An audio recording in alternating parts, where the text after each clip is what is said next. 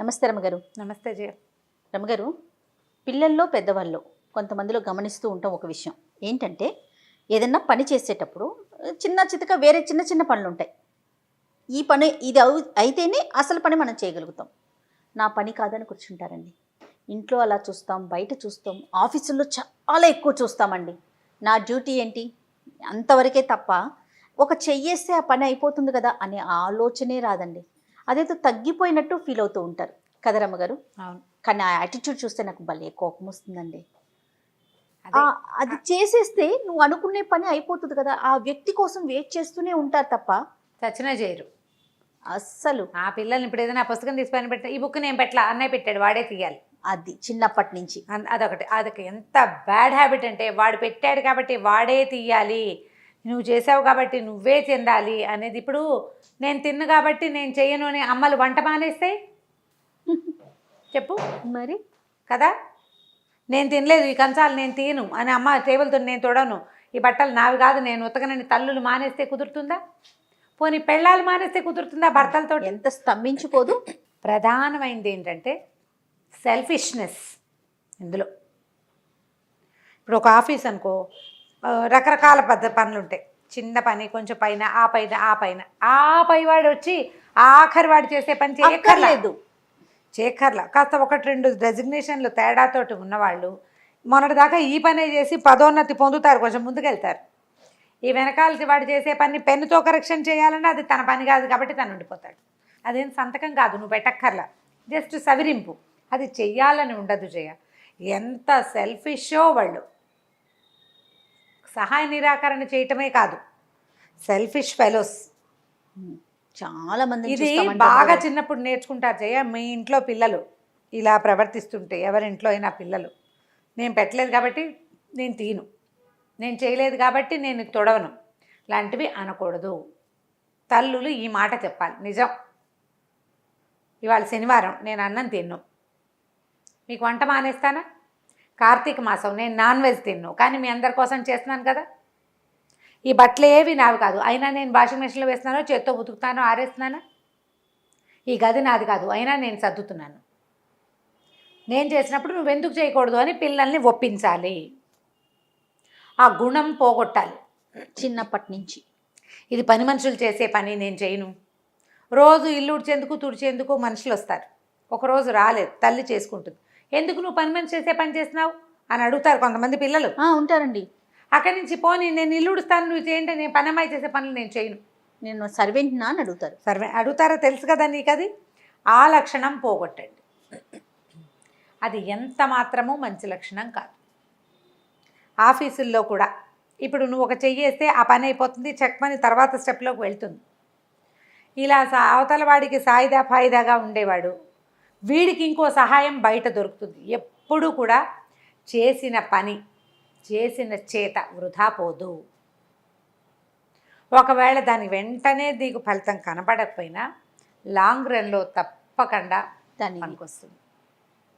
మన ఆఫీస్లో ఉన్న వాళ్ళందరినీ, ప్రతి వాళ్ళకి, మన పైన బాసికి బాసిజం ఉంది కాబట్టి మనకు కూడా ఉండాల్సిందని మన కింద వాళ్ళతోటి అదే బాసిజంని నువ్వు చేస్తున్నావు అనుకో.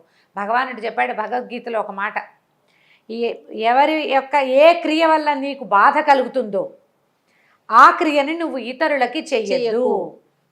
గిల్లితే నీకు నొప్పెడుతుంది, నీకే కాదు ఎవరికైనా నొప్పెడు. నువ్వు గిల్లకు, నువ్వు చేయకూడదు ఏమిటి, దీంట్లో నుంచి నువ్వు బయటపడలేకపోతావు. కానీ ఈ క్రియని నువ్వు ఇంకొకడికి చేయకపోతే నువ్వు ఉత్తమ మానవుడివి, నువ్వంటే నాకు ఇష్టం అని చెప్పాడు. తనకి కలిగిన నొప్పిని ఇతరులకు ఇవ్వని వాడు భగవంతుడికి అత్యంత ప్రియతమమైన బంధువు. దేవుడికి ఇష్టం అలాంటి వాళ్ళని.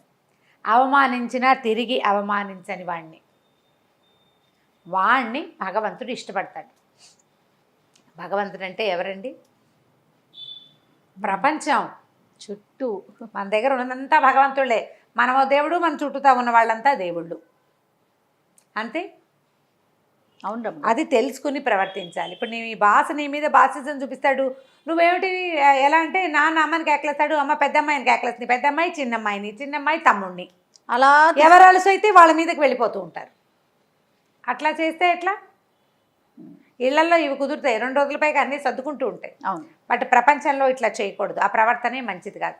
ఈ పని నాది కాదు అనే ధోరణి అసలు ఉండకూడదు. ఒక చిన్న కథ ఉంది చెప్దాం. ఈ పని నాది కాదు అని ఆలోచించద్దు ఎవరు కూడా. ఇప్పుడు మన ఇంట్లోనే పని అమ్మాయి పని చేస్తోంది, మనము తొందరగా వెళ్ళాలి. అదేదో చేస్తుంటే ఇవాళ డస్టింగ్ నేను చేస్తాను నువ్వు కింద ఉడిచేయని అనకూడదు.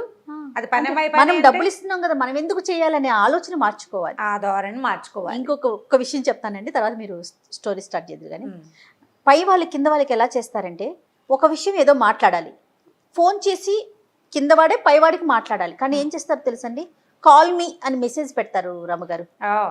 కాల్ మీ అని మెసేజ్ పెట్టించి మరీ మాట్లాడుకునే బదులు ఆ ఫోన్ ఏదో నువ్వే చేయొచ్చు అంటే, నేను నీకన్నా పైన నీకన్నా పెద్ద సుపీరియారిటీ ఫీల్ తోటి అలాంటి ఫీల్స్ చాలా కనిపిస్తూ ఉంటాయండి. అవన్నీ అంతే. ఇంకా దీనికి పర్యవసానం నువ్వు అనుభవించాల్సే వస్తుంది, అది తప్పదు. అవును అవును, అది తప్పదు కదా మరి. స్టోరీ అండి.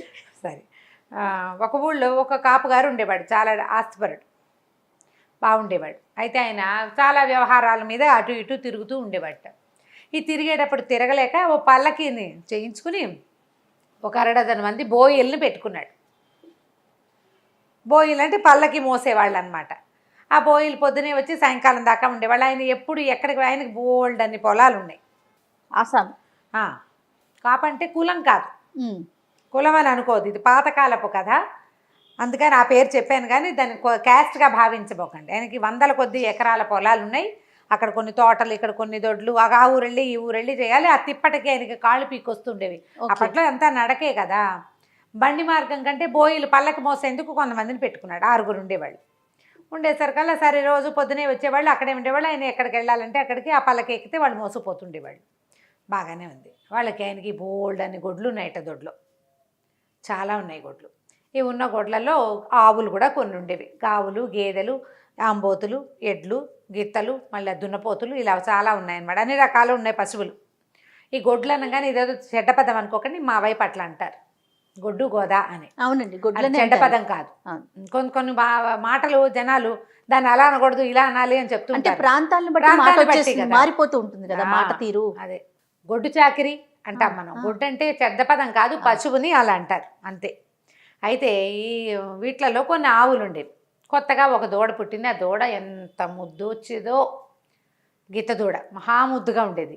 ఆయన ఎంతసేపు దాన్ని ఎత్తుకుని తిరుగుతుండేవాడు, దాని దగ్గర పెట్టుకునేవాడు. అది కదిలినప్పుడల్లా ఆయనకి సరదా సంతోషం వచ్చేవి. ఒక్కొక్క దూడను చూస్తే అలా ముద్దు వస్తుంది కదా. అయితే ఏమైంది, ఒకనాడు ఆ దూడ తప్పిపోయింది. తప్పేసరికల్లా ఈ కంగారు పడ్డారు, దొడ్డి బాకిలి అన్నీ వెతుకున్నారు, దూడ కనపడలేదు. ఈయన ఏం చేశాడు, బాకెట్లోకి తిరుగుతా బోయిలు కూర్చుంటే, ఏమో అటు ఇటు వెతకండాయి కాస్త, నా దూడ తప్పిపోయిందంటే వాళ్ళలో వాళ్ళు మొహమొహాలు చూసుకున్నారు. ఒక ఆయన అన్నాడు, ఒకడన్నాడు పొగరబోతు, అది మా పని కాదు కదండి, మిమ్మల్ని అంటే మోసుకెళ్తాం, గొడ్లు గోదాలు వెతకాలంటే మా వాళ్ళు ఎక్కడవుతుందండి అన్నాడు. అనేసరికి ఈయనకి ఆశ్చర్యం వేసింది. నా పని చేయడానికి నా వాకిట్లో ఉన్నారు, కాస్త అటు ఇటు చూస్తే అరిగిపోతారా వీళ్ళు. సరే అన్నాడు. ఆయన వెంటనే ఊరుకున్నాడు. అలాగే వెళ్ళాను. సరే ఏం చేశాడు, లోపలికి వెళ్ళాడు, ఊరుకున్నాడు. తెల్లారిపోయింది. పొద్దున్నే ఏం చేశాడంటే చాలా సామాన్లు ఏవో పట్టించుకొచ్చాడు, ఒక 3-4 టిఫిన్లు. అక్కడి నుంచి తాను కూడా పల్లకెక్కాడు, మోసుకెళ్తున్నారు. పొద్దున్నే బయలుదేరేశాడు. అదేంటి, కొంచెం ఎండాకాలం, తర్వాత వీళ్ళెవరు ఇంకా చద్ది కూడా తాగలేదు. ఇక్కడికి వచ్చేసరికి చద్ది పోసేవాళ్ళు వాళ్ళకి. అది తాగాక ఈయనతో పాటు బయలుదేరాడు. తొందరగా వెళ్ళాలి అని బయలుదేరదీసేసాడు. ఆయన ఏదో తినొచ్చాడో తాగొచ్చాడో మనకు తెలియదు. ఎక్కేశాడు. ఎక్కేసరికల్లా మోయటం మొదలుపెట్టారు. బాబాయ్య ఎటు వెళ్ళాలంటే అడవి వైపుకి దారి తీయండి, పని ఉందన్నాడు. ఈ అడవి వైపుకి నడవటం మొదలుపెట్టారు. నడిచారు. ఆయన ఎక్కడా ఆగమండు దిగమండు. వీళ్ళకి ఊపికి పోతోంది. పొద్దున్నే పడాల్సిన చల్లటి మజ్జిగ అన్నం పడితే, చద్దన్నం పడితే కొంచెం 4 గంటల పాటు పని చేసేస్తారు. మధ్యాహ్నం పోయిన వేళ వరకు హాయిగా ఉంటుంది. పొద్దున్న తాగాల్సిన చద్దే పడలేదు. ఎండాకాలం దాహం వేసేస్తోంది, చెమటలు, నడుస్తూ ఉండేసరికల్లా మనిషిని మోసుకెళ్ళటం సులువా? ఎక్కడ పడితే అక్కడ ఆగి నీళ్ళు తాగండో అన్నం తినండో అనేవాడు. ఏమి మనిషితో పాటు పల్లకి బరువు, అందులో ఏవో సామాన్లు కూడా పెట్టాడు. ఇక మోసారు. ఇంకా అడవిలో మధ్యలోకి వచ్చేసేసరికల్లా ఇక వాడి ప్రాణం తాణొచ్చేసింది. వాళ్ళ వల్ల సాలొచ్చేస్తోంది. అక్కడి నుంచి దింపారు. బాబయ్య ఎక్కడికి వెళ్ళాలండి, ఎండ మండిపోతుంది అనేసరికల్లా, దూడను వెతకాలోయ్, అడవిలో ఉందేమో అని వెతకడానికి వచ్చాను, మిమ్మల్ని వెళ్ళమంటే మీరు వెళ్ళలేరు కదా, అందుకని మరి నేనే రావాలిగా, అందుకని నేనే వచ్చాను అనేసరికల్లా బిక్క మొహాలేసి నుంచున్నారు. అర్థమైంది. నిన్న మా పని కాదన్నారా, ఇప్పుడు వాళ్ళ పని. మీ పని ఏమిటి, మీరు మోయాల్సిందేనని మిమ్మల్ని ఇట్లా నన్ను మోయించి తీసుకొస్తే ఎట్లా ఉంటుంది మీకు? చూడండి అసలు కళ్ళు వెళ్ళుకొచ్చేలాగా ఉన్నాయి ఒకళ్ళిద్దరికైతే. ఆ, ఆ. 6 బలశాలులుగా ఉండరు, ఓ 4 బలమైన వాళ్ళు ఉండి 2 మోతకు వాళ్ళకి సహాయానికి ఉంటారు. వాళ్ళ పని అయిపోయేలాగా. అప్పుడు ఏమన్నాడంటే, పల్లకిలో మజ్జిగాను అన్నం ఉన్నాయి, తీసి తినండి అని చెప్పాడు. తీసుకుని తినండి. బతుకు జీవుడా అని ఆ లోపల పెట్టిన టిఫిన్లోంచి అంత చారన్నం ఇంత మజ్జిగ అన్నం ఉంటే 6 వడ్డించుకుని తిన్నారు. ఆయన కూడా చిన్న పెట్టెలోనే ఆయన అన్నం తిన్నాడు. నిన్న సాయంకాలం మీరు అటు ఇటు వెళ్ళి వెతికితే ఈ పూట మోత తప్పేది కదా, పదండి ఇంటికి వెళ్ళిపోదాం అన్నాడు. ఇంటికి వెళ్ళేసరికి దూడ ఇంటికి వచ్చేసింది. వెతుక్కుంటూ వచ్చేస్తుంది. వీళ్ళు ఇటు బయలుదేరారు, తెల్లారేసరికి అది ఇల్లు వెతుక్కుంటూ వచ్చేసింది దూడ. రాత్రి ఎక్కడో పడుకుండిపోయింది, దానికి చేత కాలేదు చీకట్లో రావటం. వీళ్ళకి వచ్చాక ఇల్లు వెతుక్కుంటూ అది వచ్చిన దారి, తను వచ్చిన ఆ గొడ్లని తిరిగే దారి ఒక వాసన ఉంటుంది, వాసన ప్రకారం అది వచ్చేసింది. వచ్చేస్తాయి 90% వచ్చేస్తాయి జయ. ఎక్కడో రోడ్డు మీద అలా నడుచుకుంటూ అలవాటైన దారిలో నడుస్తాయి. అలాగే వచ్చేసింది. ఇంటికి వెళ్ళాక ఆ తర్వాత ఎప్పుడూ ఆ బోయిలు అలా అనలేదు. ప్రతిసారి ఎవరు మనకి బుద్ధి వచ్చేలాగా చెప్తారు? మనకి కాలం బుద్ధి వచ్చేలాగా చెప్తూ ఉంటుంది. ఖచ్చితంగా అండి చెప్తుంది. కాకపోతే మనం ఏం చేస్తాం, దాన్ని వినం, మనం పట్టించుకో, దాన్ని వినం. ఆ చెప్పడం ఎప్పుడో ఒకసారి మన చెవులు పగలగొట్టేస్తుంది, అది బ్లాస్ట్ అయిపోతుంది. ఒకేసారి బ్లాస్ట్ అయిపోతుంది. ఆ బ్లాస్ట్ కాకుండా ఉండాలంటే మొదట సమాజంతో నడవండి, లేదా మీ బుద్ధి ఏం చెప్తోందో, కాలం ఏం చెప్తోందో వినండి. ఇవి విన్న వాళ్ళకి చివరిలో ఇబ్బందులు ఉండవు. వినకుండా మొండికెత్తిన వాళ్ళకి ఈ సమస్యలు వస్తాయి. ఖచ్చితంగా పిల్లలకి చెప్పాల్సిన అతి ముఖ్యమైన విషయం రమ్మగారు, ఇది మాత్రం చాలా పేరెంటింగ్ టిప్పే, చాలా ఇంపార్టెంట్. అవును, ఇది నా పని కాదు, ఇది నాది కాదు, మా పని కాదు కాబట్టి మేము చెయ్యము. అందుకని మీరు అన్నట్లుగా పై స్థాయి వాళ్ళు కింద స్థాయికి రావక్కర్లేదు. మరి అంత కిందకి రావచ్చు, పని చేయలేకపోతారు. అదే కొంచెం 2 మెట్లు 3 మెట్లు దిగడానికి కూడా బాధపడితే ఎట్లా? అంతే కదండి కదా. చిన్న విషయాలకు కూడా చిన్న గంటల సేపు టైం అయినా వేస్ట్ చేస్తారు, కానీ కదలరు. స్థాయి మాత్రం తగ్గించుకోరు రమ్మగారు. దానివల్ల మీ స్థాయి తగ్గదు, మీ మీద గౌరవం పెరుగుతుంది సమాజానికి. అది అర్థం చేసుకోవాలి. అంతే కదా. అంతే. సూపర్ రమ్మగారు, ఎక్సలెంట్. నమస్తే. నమస్తే జయ.